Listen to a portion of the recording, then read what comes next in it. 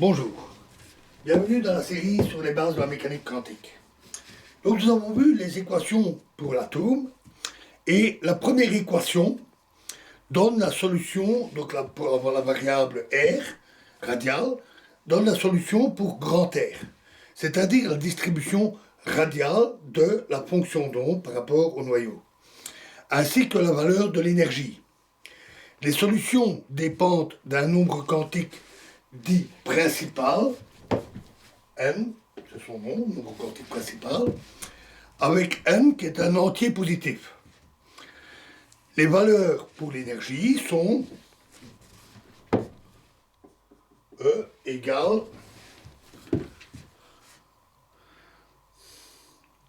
moins mz4e4 sur n2 n carré. Donc ça c'est z. Je ne fais pas prendre z un peu comme des 2.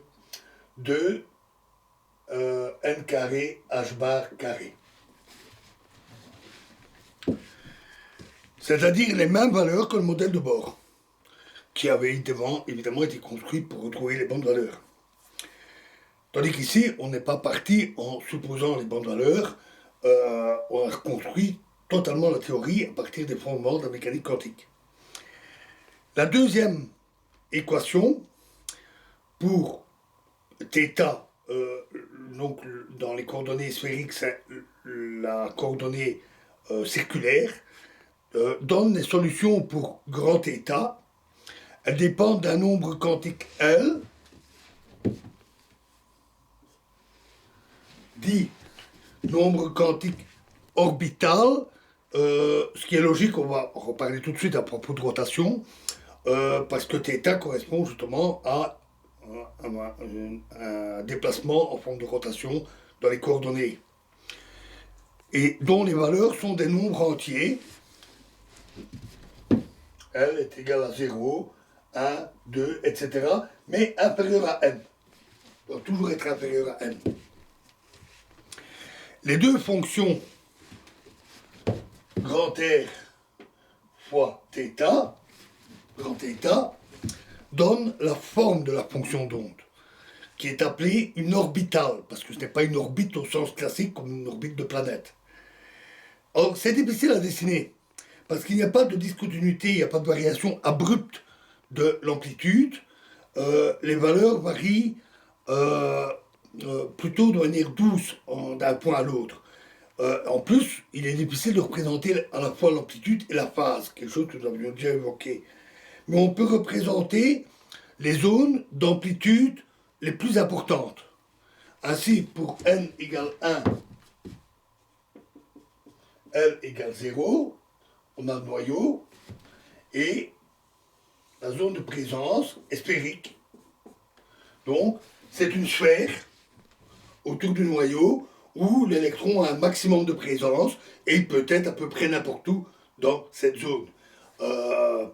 Il n'a pas de position privilégiée, et si on calcule le moment angulaire, c'est-à-dire la rotation, elle est nulle. L'électron ne tourne pas.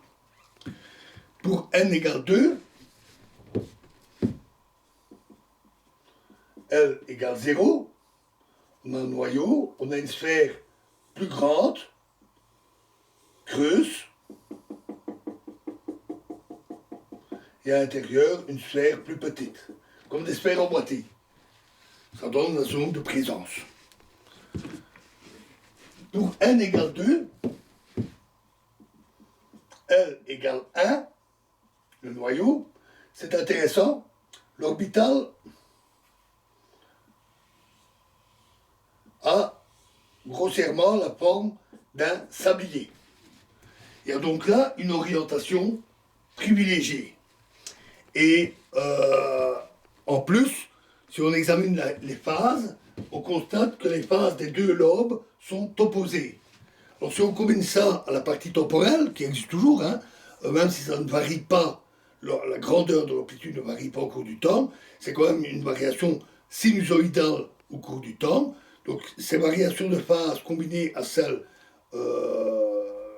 du temps font que l'électron passe d'un lobe à l'autre avec un moment orbital qui est bel et bien présent. Il y a une rotation de l'électron. Et n égale 3, L égale 2. Alors ça se complique, hein. On a 2 lobes et 2 plus petits lobes sur le côté. Un peu comme un trèfle dont les feuilles seraient un peu inégales.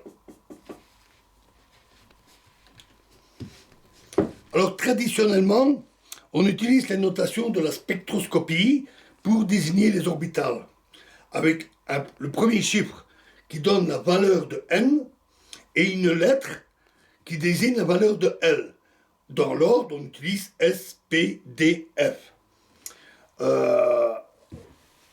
Qui est en général suffisant pour pratiquement tous les atomes. Alors, dans les exemples qui sont présentés ici, on a ainsi un S, 2S, 2P, et ici c'est 3D. C'est les noms que l'on donne. Il reste la troisième équation, celle pour l'angle phi, et donc pour la fonction d'onde grand phi.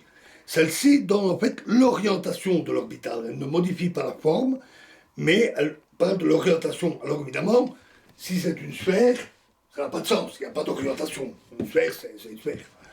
Elle n'a donc de sens que pour L supérieur à 0. Donc avec une rotation orbitale en fonction d'un nombre quantique m. Alors toute charge en rotation donne un moment magnétique, donne un champ magnétique. Donc m donne l'orientation de ce champ magnétique, donc appelé moment magnétique orbital. On l'appelle donc nombre quantique magnétique, d'où le m, et ses valeurs sont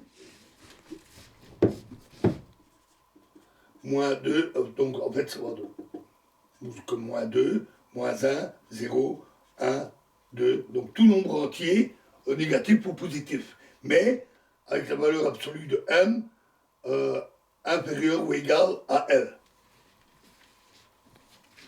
Donc par exemple, pour L égale 1, ça ne peut valoir que moins 1, 0 ou 1. Par exemple, justement pour L égale 1, on a donc 3 orientations possibles. Si on trace 3 axes, on a cette orientation-là pour m égale 0, celle-là pour m égale 1, et celle-là pour m égale moins 1, alignée sur les 3 axes. Évidemment, le choix des axes est arbitraire. D'autres orientations sont possibles. Ce sont les superpositions quantiques. On peut avoir des superpositions quantiques d'autres états donnant toute orientation possible. Alors, il faut aussi ajouter un quatrième nombre quantique, le nombre quantique de spin, S,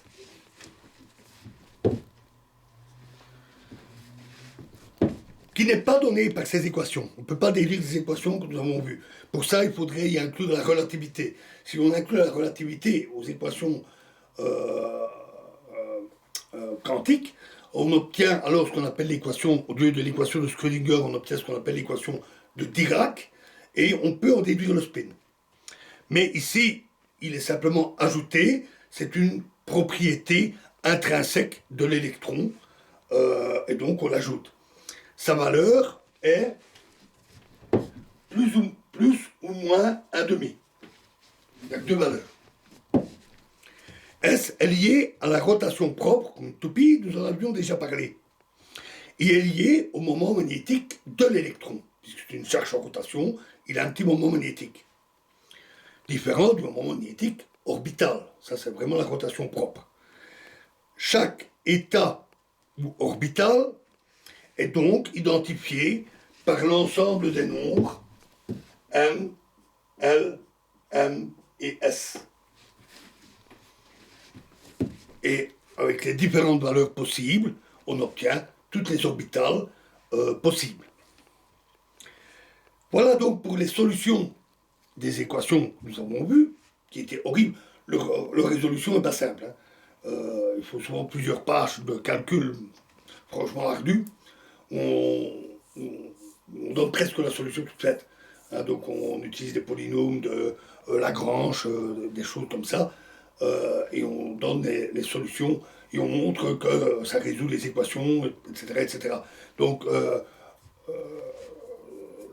même en donnant le gros coup de pouce en disant prenez ces polynômes-là, même pour ça, ça prend plusieurs pages de calcul franchement ardu.